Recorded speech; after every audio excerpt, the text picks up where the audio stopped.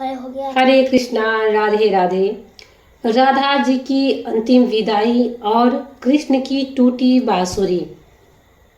वृंदावन जहाँ हर पेड़, हर नदी, हर हवा कृष्ण और राधा के प्रेम का साक्षी रही।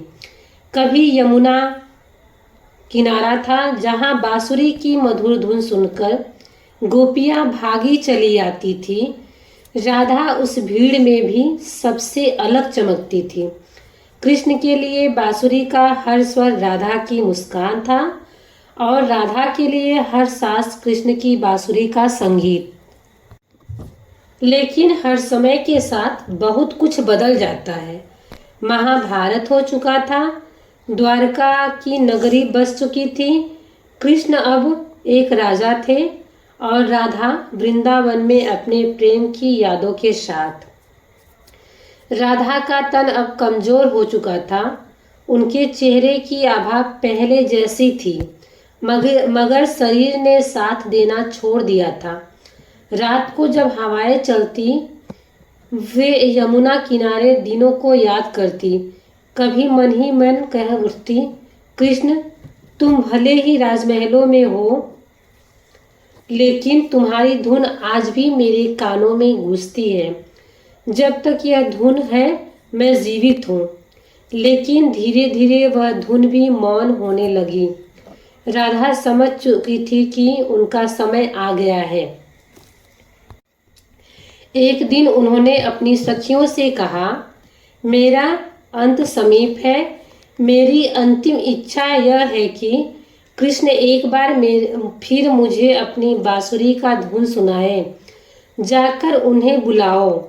यह संदेश द्वारिका पहुंचा। कृष्ण ने सुनते ही राजकार्य छोड़ दिया। उनकी आंखों में आंसू थे। मन में विचार आया, क्या यह सच है? क्या राधा मुझे छोड़कर चली जाएंगी? राधा के बिना तो यह संसार ही अधूरा है। वे तुरंत वृंदावन की ओर रवाना हो गए। जब कृष्ण पहुंचे, राधा पलंग पर लेटी हुई थी, कमजोर शरीर, लेकिन आंखों में वही चिरपरिचित चमक। राधा ने कांपते हाथों से कृष्ण का हाथ थाम लिया। कृष्ण मेरा अंत निकट है। जीवन भर मैं तुम्हारे धुन में जीती रही। अब मेरी अंतिम इच्छा यही है कि तुम मुझे अपनी बांसुरी का अंतिम तान सुनाओ। कृष्ण मौन हो गए।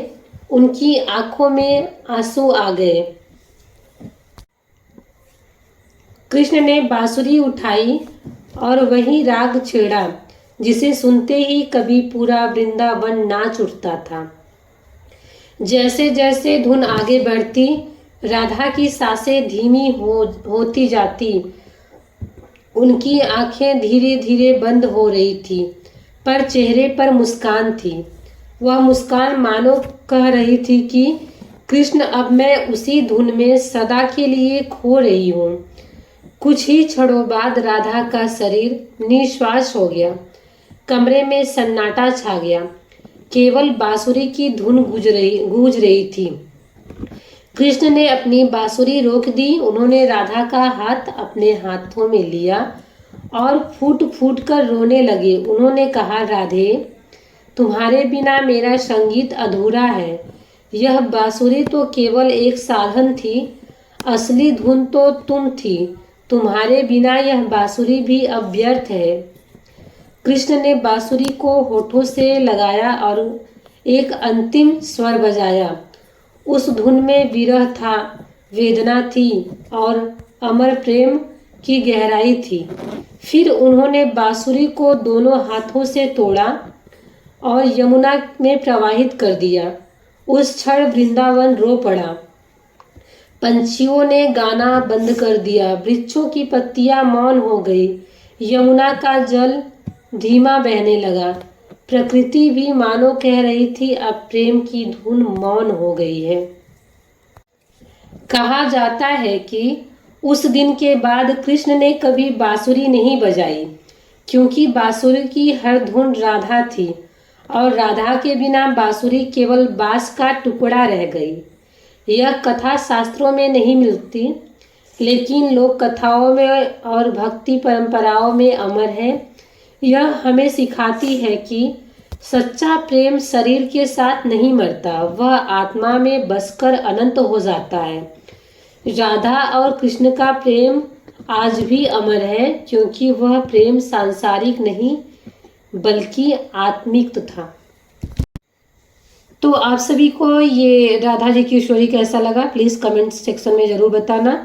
और आप लोग मेरे वीडियो पे ऐसे ही प्यार दुलार आशीर्वाद बनाए रखिए।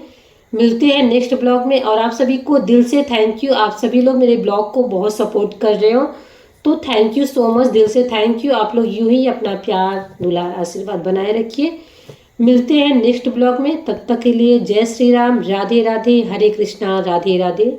Thank you so much, bye bye.